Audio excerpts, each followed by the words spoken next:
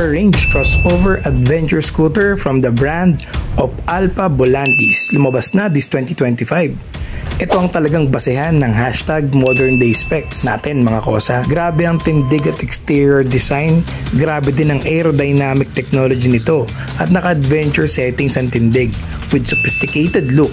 Sa performance at specs, obvious naman na makikita mo dito ang 41mm inverted front suspension sa harapan, kaya swabe ang suspension play nito at mahaba ang travel.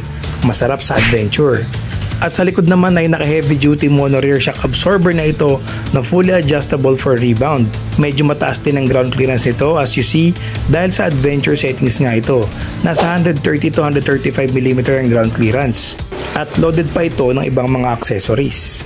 Pero syempre unahin muna natin ang braking power. Braking power niya, meron itong dual hydraulic disc brake. Safe na safe tayo sa braking power niya kasi loaded ito ng anti-lock braking system or ABS. So naka-dual disc brake na agad ito na hydraulic front and rear with anti-lock braking system. Kasama na din dito ang traction control system na wheel guide sa madudulas na trail. Kaya wala tayong iisipin pagdating sa safety. Adjustable ang windshield nito at updated din ang TFT display nito with engine check meter battery and battery meter, ABS icon, TCS icon at trip meter. Projector headlight na din po ito at naka all LED lahat ng lighting with integrated signal light. All LED po yan. Panalo talaga mga chong. Grabe din ang settings ng naked handlebar nito na parang pwede mong iparehas sa ADX 750 ng Honda at ADX TG368 adventure scooter ng SYM. Sobrang solid at perfect para sa long drive. May built-in handguard na din ito, hindi mo na kailangan bumili at semi-off-road tires na. Fully designed din at very unique ang upuan nito. Syempre design ito for ultimate comfort para sa short and long ride. Kaya naman panalong-panalo ka na dito sa upuan na to dahil wala ka pang makikita na ganito ang itsura except doon sa mga higher displacement na adventure scooter like ADX and ADX TG.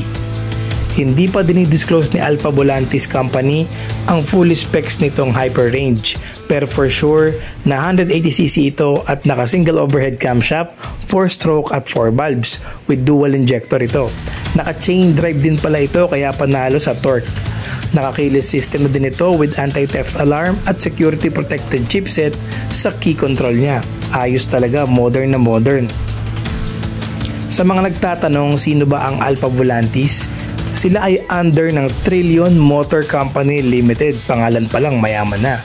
Ito ay established noong 2018 with a registered capital of 19 million US dollar or 600 million baht. Wow, ang laking pera nun. Kaya alam mong hindi sila nagbibiro pagdating sa motorcycle. Malaking pera ang involved dito mga chong. So by gathering team with high experience in research and development or R&D and manufacturing of motorcycles in the professional industry for over 20 years, ang focus nila is to develop a product na unique at mabenta sa market sa domestic at global. Kung titignan natin ay sobrang unique na itong motor na to from Alpha Volantis. Sobrang ganda ng motor na to, parang wala siyang kaparehas talaga. Yung harapan niya parang sniper, din na yung likuran parang ADV. So kita yung naka-monoshock pa ito, yun yung maganda rito. And automatic po ito. So doon pa lang sa itsura na ito, very modern na ang nilabas ng ganitong kumpanya. So aasahan natin na lalabas na ito sa Asia kasi feeling ko sobrang successful ng ganitong modern specs and design na motorsiklo.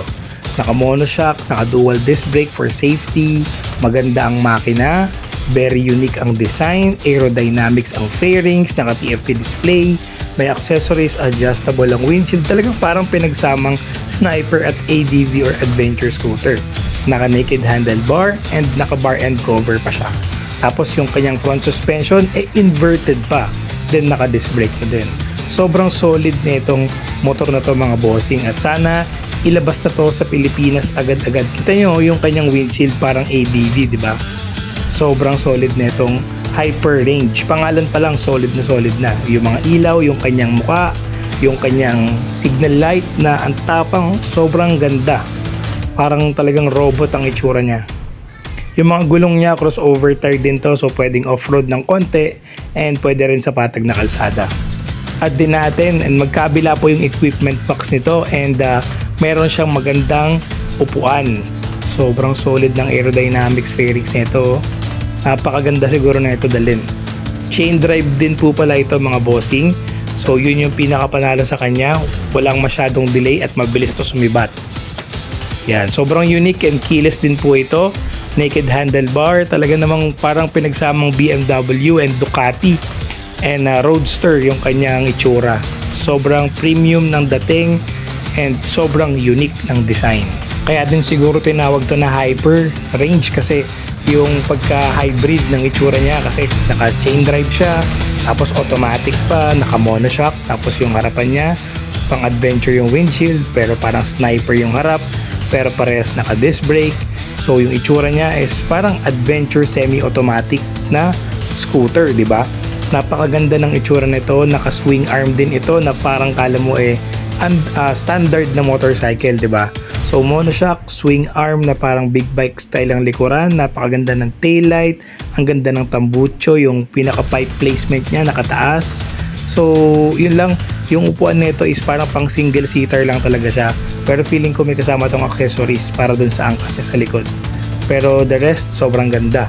Ayan, so syempre good news na naman yan sa atin dahil mas madaming brand, mas madaming pagpipilian, at ang tendency, magbababa ng price ang ibang mga brand para sila ang mapili ng consumer. Kaya tayo pa din ang panalo. Once again, hyper range scooter from Alpha Volantis, and this is Vlog Nicosa for Motorcycle Update.